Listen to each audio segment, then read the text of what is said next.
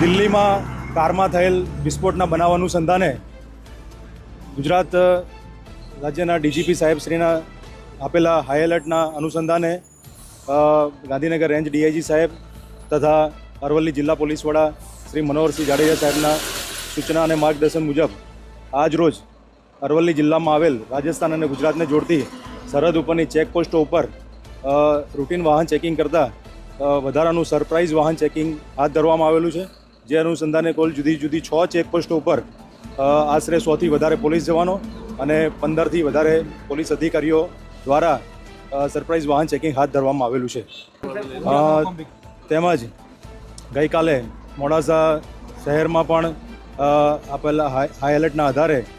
જુદા જુદા અગાઉના ગુનાઓમાં પકડાયેલા અસામાજિક તત્વો તથા અગાઉ જે આવી જુદી જુદી પ્રતિબંધિત સંસ્થાઓમાં જોડાયેલા લોકોનું પણ